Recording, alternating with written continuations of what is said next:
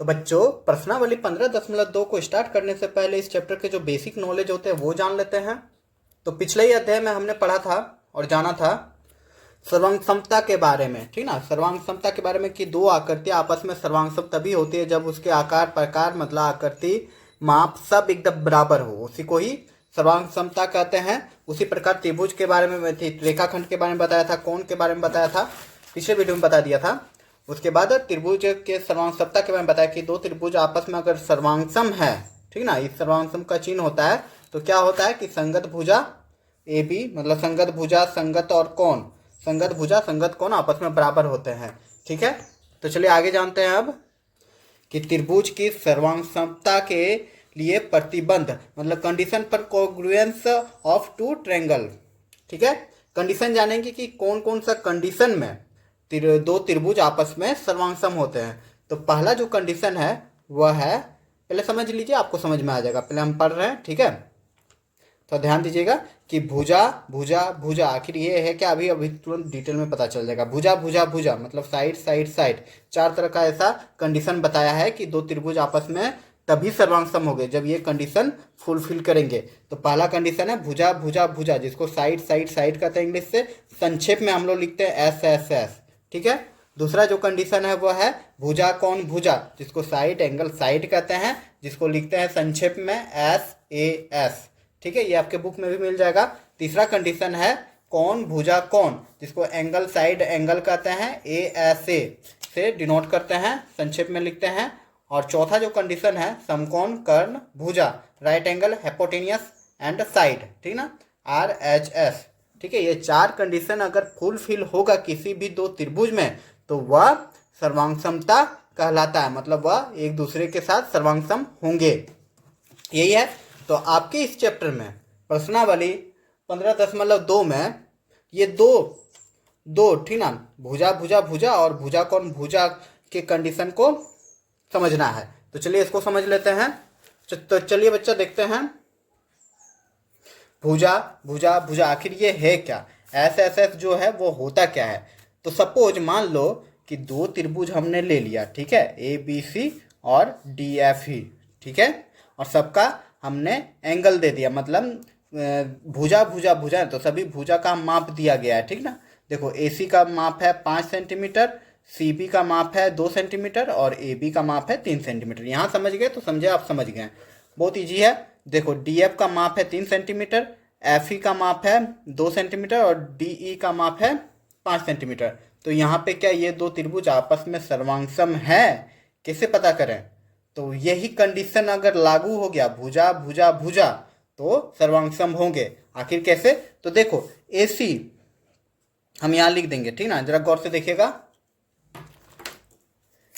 देखो ए सी बराबर हो जाएगा किसके, देखो ए सी बराबर हो जाएगा डीई के, दूसरा त्रिभुज डीई के। अरे भाई क्यों बराबर हो रहा है, क्योंकि देखो दोनों 5 सेंटीमीटर है ना, दिख रहा है आप लोग को, दोनों 5 सेंटीमीटर है, क्लियर। उसी प्रकार सी बी ले रहे हैं, ठीक है, सी बी इस त्रिभुज का सी बी और उस त्रिभुज का क्या हो जाएगा एफ ई, आपस में बराबर है। क्यों बराबर है, क्योंकि दोनों का माप क्या है 2 सेंटीमीटर है बच्चा, ठीक है।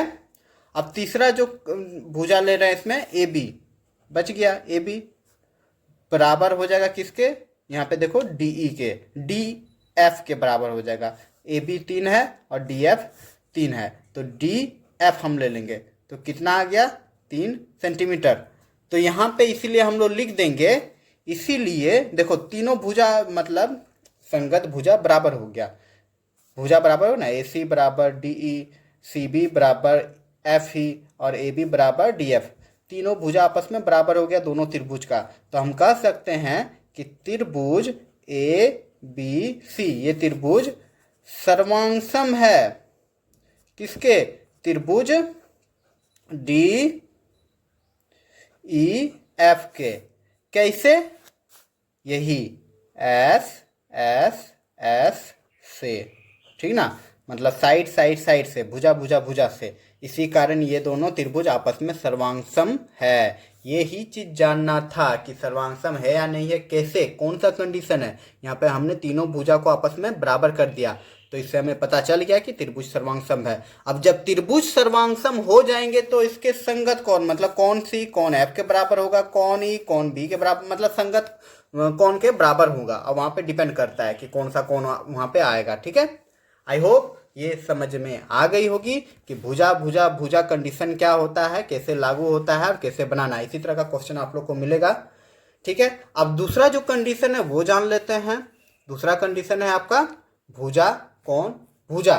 तो इस बार हम भुजा कौन भुजा को, ठीक ना, कंडीशन को फुलफिल करेंगे। तो यहाँ देखो एक त्रिभुज इस तरह है और एक त्रिभुज इस तरह है, दोनों अलग अलग साइज का लग रहा है, अलग अलग टेढ़ा मेढ़ा है। ठीक ना, लेकिन क्या कंडीशन फुलफिल हो रहा है भुजा कौन भुजा का? तो यहाँ हम देख लेते हैं। हम देख रहे हैं AC, इस त्रिभुज का AC और इस त्रिभुज का ZY दोनों x सेंटीमीटर है ना। तो यहाँ पे एक भुजा बराबर हो गया। तो हम यहाँ लिख देंगे कि AC बराबर है ZY के।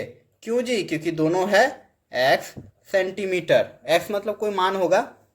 उसी प्रकार हम देख रहे हैं यहाँ पे कौन Q है ना, और इस जगह भी कौन Q है, मतलब कौन B दिख रहा है, कौन B आपस में बराबर है किसके, कौन x के। क्यों जी? क्योंकि दोनों का वैल्यू क्या है, Q है। ठीक है बच्चा, उसी प्रकार आप देख रहे हैं तीसरा कंडीशन। तीसरा कंडीशन क्या है जी, AB, इसका AB जो है बराबर है किसके, XY के। XY हमने लिख दिया। क्यों बराबर है? क्योंकि दोनों का मान क्या है, Y सेंटीमीटर। अब यहाँ हम लोग देख रहे हैं कि एक भुजा, एक कोण और एक भुजा आपस में बराबर हो गया है। ठीक ना, इसलिए यहाँ पे भुजा कौन भुजा नियम से सर्वांग हो जाएगा। इसीलिए हम लोग यहाँ पे लिख देंगे बच्चों कि त्रिभुज ABC सर्वांग है त्रिभुज XYZ के। अरे क्यों है? क्योंकि ये जो नियम है वो नियम है SAS से, मतलब साइड एंगल साइड से। ठीक ना, ये सर्वांग हो गया। आई होप ये क्वेश्चन भी समझ में आ गए होगी कि दो त्रिभुज आपस में सर्वांग होते हैं तो क्यों होते हैं। तो चलिए अब इस चैप्टर को बनाते हैं।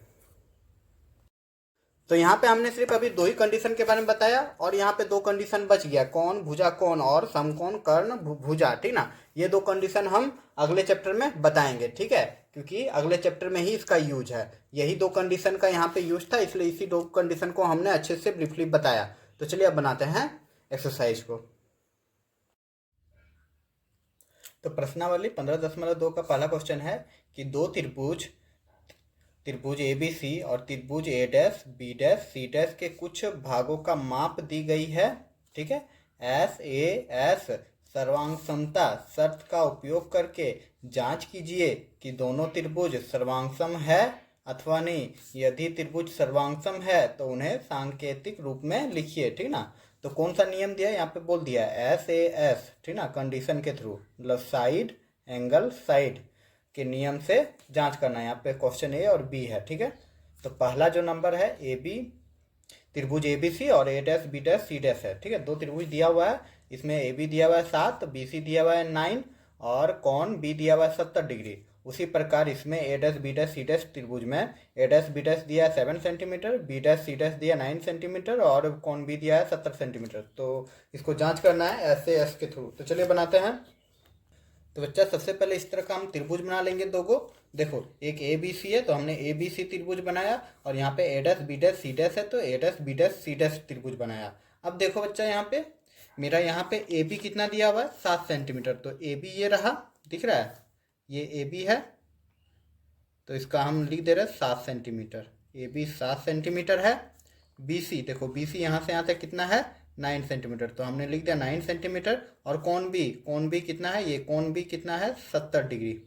ठीक है बच्चा, उसी प्रकार देखो A'B'C' कितना है, A'B'C' है 7 सेंटीमीटर। तो देखो यहाँ पे भी 7 है, यहाँ पे भी 7 है, मतलब एक भुजा मिल गया। कोण B आपका 70 है तो कोण B हम लिख दे रहे हैं यहाँ पे 70, B' 70 है और कोण B भी 70 है तो कोण भी मिल गया। और B'C' 9 सेंटीमीटर है, देखो 9 सेंटीमीटर। तो एगो भुजा एगो कोण और एगो भुजा, एगो भुजा एगो कोण एगो भुजा सब बराबर है, तो सर्वांग नियम यहाँ पे लागू हो जा रहा है। तो बच्चा लिखना कैसा है, तो चलिए अब लिखते हैं, हल करते हैं। ठीक ना, तो यहीं से यहाँ तक हल था, तो हम लिख देंगे देखो AB बराबर है किसके, बी डैश के। क्यों? दोनों कितना है? 7 सेंटीमीटर। ठीक है बच्चा। उसके बाद क्या है? कौन बी, कौन बी बराबर है किसके? कौन बी डैश के। तो ये कितना डिग्री है? 70 डिग्री है दोनों। ठीक है। अब हम लिख देंगे बी सी बराबर है बी डैश सी डैश के। तो यहाँ पे कितना हो जाएगा? 9 सेंटीमीटर। तो लिख देंगे SAS सर्वांगसमता नियम से कि SAS सर्वांगसमता से दोनों त्रिभुज सर्वांगसम है। तो क्वेश्चन यहाँ पे क्या है? अगर यदि सर्वांगसम है तो उन्हें सांकेतिक रूप में लिखिए। तो सांकेतिक रूप में लिख देते हैं। ठीक है। तो सांकेतिक रूप में कैसे लिखेंगे कि त्रिभुज ABC सर्वांगसम है। ठीक ना, इस तरह का दे देना है। सर्वांगसम है किसके? त्रिभुज A dash B dash C dash के। और यही हो जाएगा आंसर। आई होप ये क्वेश्चन समझ में आ गई होगी। बहुत इजी सा क्वेश्चन है, कुछ है नहीं इसमें। तो चलिए अब देखते हैं दूसरा नंबर।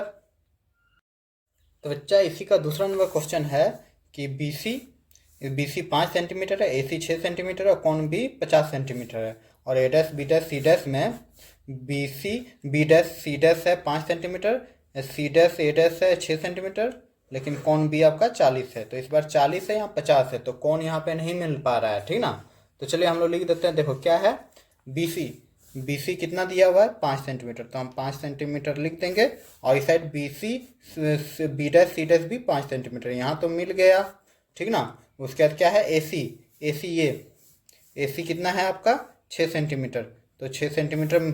और A dash B C dash और A डैश कितना है? 6 सेंटीमीटर, ये भी मिल गया। लेकिन आपका जो कौन B है ये है 50 सेंटीमीटर। और B डैश जो है वो है आपका 40 सेंटीमीटर, 40 डिग्री, सॉरी सेंटीमीटर बोल दिया। तो हम यहाँ पे डायरेक्ट लिख देंगे। क्या लिख देंगे? यहाँ पे देखो कौन बी जो है आपस में नहीं मिला, बराबर नहीं हुआ, तो डायरेक्ट ज़्यादा हम नहीं लिखेंगे कि कौन बी इक्वल टू नॉट कौन बी डैश से। अतः तो लिख देंगे SAS, यही नियम ना बोला है, तो SAS सर्वांगसमता नियम से लिख देंगे SAS सर्वांगसमता से दोनों त्रिभुज सर्वांगसम नहीं है।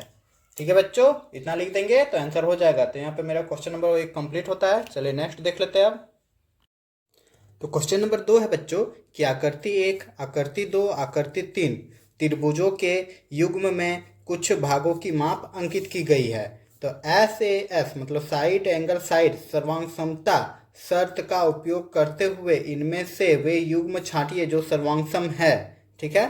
और सर्वांगसम त्रिभुज की स्थिति में उन्हें सांकेतिक रूप में लिखिए। ठीक ना। पहले छांटना है कि कौन सा शर्त, कौन सा जो त्रिभुज है आकृति 1, आकृति 2 और 3 में सर्वांगसम कौन सा है। ठीक ना। और सर्वांगसम कौन सा शर्त के लिए साथ होना चाहिए? SAS के थ्रू। ठीक है। और अगर है तो उसको सांकेतिक रूप में भी लिखना है। तो चलिए बनाते हैं इसको। तो बच्चों यही रहा, देखिए त्रिभुज हमने बना लिया जो आकृति में था। तो हम यहाँ पे दो त्रिभुज है ABC और PQR। ठीक ना। तो दोनों त्रिभुज लिख लेंगे यहाँ पे हल में कि त्रिभुज ABC तथा त्रिभुज PQR में। तो हम यहाँ क्या देख रहे हैं? देखो यहाँ पे देख रहे हैं BC जो है 3 सेंटीमीटर और PQ भी 3 सेंटीमीटर है। इसका मतलब ये हुआ कि BC जो भुजा है PQ भुजा के क्या है? बराबर है 3 सेंटीमीटर। ठीक ना। कैसे? क्योंकि ये दिया है, लिख देंगे कि दिया है। ठीक है मेरा बच्चा। उसी प्रकार हम देखेंगे। अब देखो कौन यहाँ पे C क्या है? 35 है, और इसका कौन P क्या है? 35 है। दोनों कौन यहाँ पे 35 है। तो ये भी चीज मिल गया मेरा कि कौन C बराबर है कौन P के। ठीक है। कितना? 35 डिग्री। तो ये भी क्या है? दिया है। तो हम लिख देंगे कि दिया है। ठीक ना बच्चा। अब और एक जो एंगल बच गया, यहाँ देखो AC और PR। AC कितना है? 2.5 सेंटीमीटर और PR कितना है? 2.5 सेंटीमीटर, मतलब दोनों बराबर है। तो यहाँ पे AC बराबर हो जाएगा किसके? PR के। कितना है? 2.5 सेंटीमीटर। ये भी क्या था? दिया है। ठीक है बच्चा। तो यहाँ पे कौन सा लागू हो रहा है? SAS लागू हो रहा है। देखो ये साइड है, ये एंगल है, साइड है, तो यहाँ पे तो लागू हो गया ना बच्चा। तो हम लिख देंगे अब कि एस ए एस से, ज़्यादा बड़ा नहीं लिखेंगे, ऐसे एस से त्रिभुज ए बी सी, ठीक ना, सर्वांगसम है त्रिभुज पी क्यू आर के, और यही हो जाएगा आंसर। बोला अगर सर्वांगसम है तो हाँ है, यहाँ पे देख रहे हैं एस ए एस से त्रिभुज सर्वांगसम है, यही प्रूव करना था, इतना लिख देंगे आपका आंसर हो जाएगा। ठीक है मेरा बच्चा, चलिए आप देखते हैं अगला क्वेश्चन। तो अगला क्वेश्चन ये दिख रहा है आपको आकृति 2, इस बार है डी ई एफ और पी क्यू आर, ठीक है। 3.5 सेंटीमीटर है, 40 डिग्री है और 3 सेंटीमीटर है, यहाँ पे भी 3.5 सेंटीमीटर 40 डिग्री 3 सेंटीमीटर है, ये भी वैसे ही बन जाएगा। तो चलिए बनाते हैं। तो बच्चा हम यहाँ पे लिख लेंगे कि त्रिभुज डी ई एफ तथा त्रिभुज पी क्यू आर में, ठीक है। अब यहाँ पे देख रहे, देखो डी एफ, ठीक है,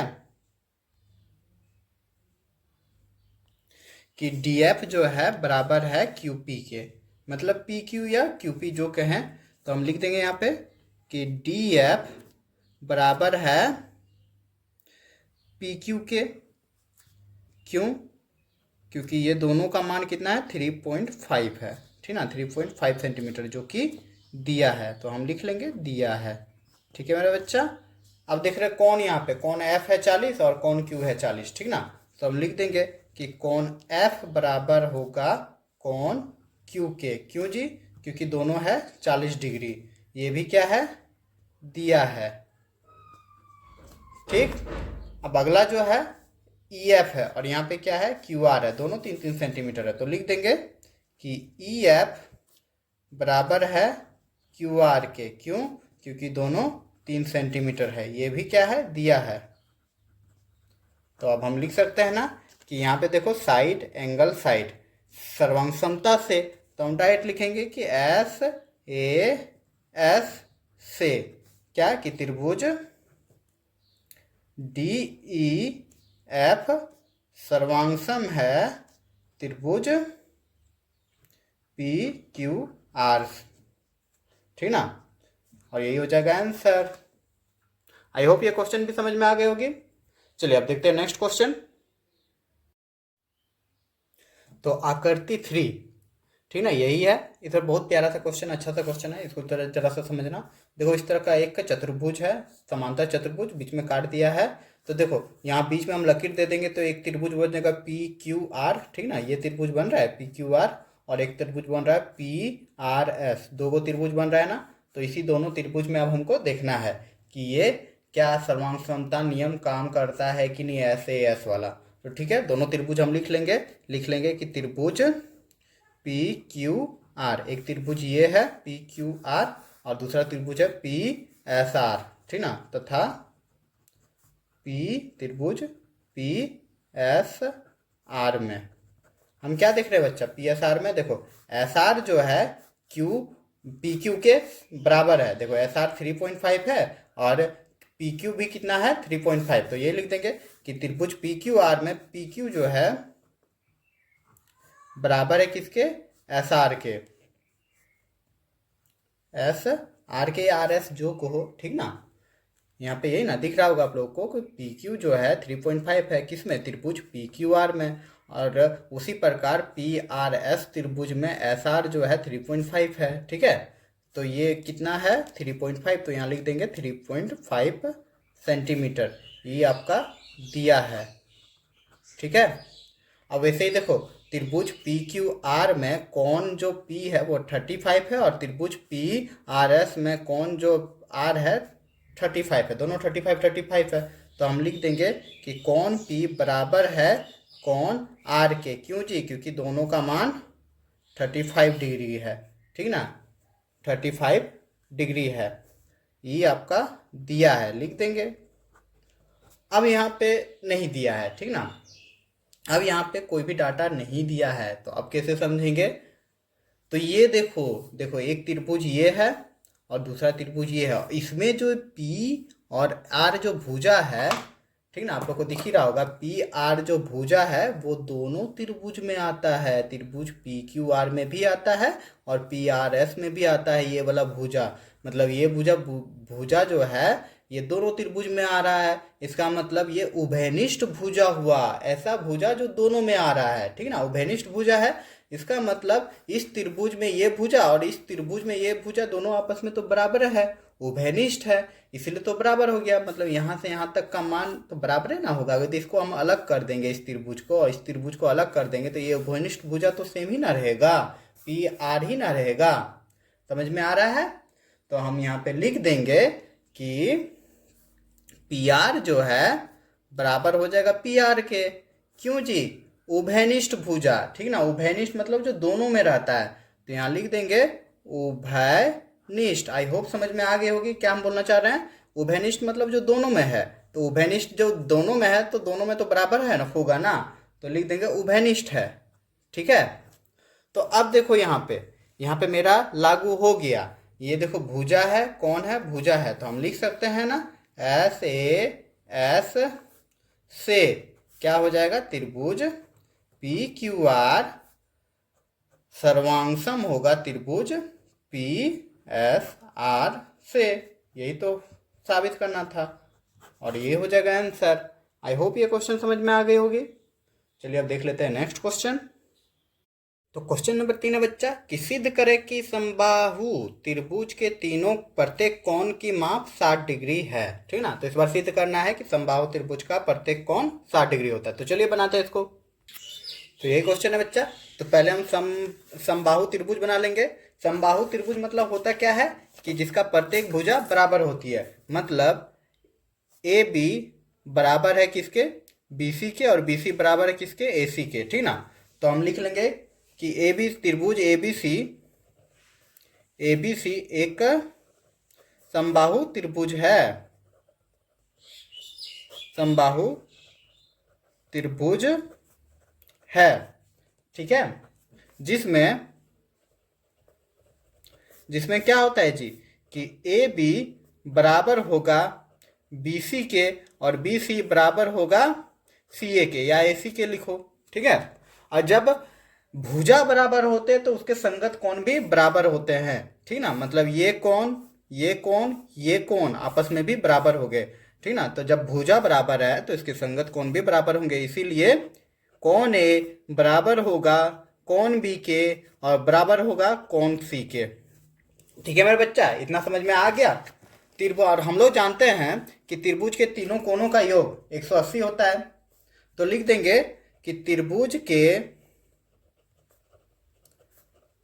तीनों कोणों का योग कितना होता है जी? 180 डिग्री होता है। ये जानते आ रहे हैं, अब तो इसको बताने का जरूरत नहीं है। तो हम लिख देंगे त्रिभुज, अब त्रिभुज ए बी सी में। ठीक ना, ये करेंगे कि कोण ए प्लस कोण बी प्लस कोण सी इक्वल टू क्या हो जाएगा? 180 डिग्री हो जाएगा। और कोण ए, कोण बी और कोण सी तीनों आपस में बराबर है, तो इक्वल टू हमने मान लिया इसको x। ठीक ना, समझ में आ रहा है? इसको बराबर मान लिया हमने, क्या? x मान लिया। ठीक है, तो क्या हो जाएगा? x plus x equal to हो जाएगा 180 डिग्री। तो x 3x है, तो 3x बराबर हो जाएगा 180 डिग्री। इसीलिए x यहाँ से निकल जाएगा 180 डिग्री। ये 3 इधर गुना में है, उधर जाएगा तो भाग में हो जाएगा। कट के कितना आ जाएगा जी? x बराबर आ जाएगा 3 छक 15, 3 छक 18, मतलब 60 डिग्री आ रहा है। x बराबर 60 डिग्री। और हम लोग जानते हैं, क्या जानते हैं? x बराबर क्या होता है? कोण a बराबर कोण b बराबर कोण c। इसीलिए लिख देंगे कि कोण x बराबर होता है कोण a बराबर कोण b बराबर कोण c इक्वल टू कितना आ जाएगा? 60 डिग्री। यही तो प्रूव्ड करना था कि प्रत्येक कोण 60 डिग्री होता है। ऐसे लिख देंगे या फिर अलग अलग से भी आप लोग लिख सकते हैं। ठीक है, उम्मीद करूंगा कि सारे क्वेश्चन आप लोग अच्छे से समझे होंगे। अगर अच्छे से समझे तो ज़्यादा से ज़्यादा लाइक करें, अपने दोस्तों को भी शेयर करें और इसी तरह के वीडियो पाने के लिए चैनल को सब्सक्राइब करके रखें। तो चलिए मिलते हैं अगले वीडियो पे।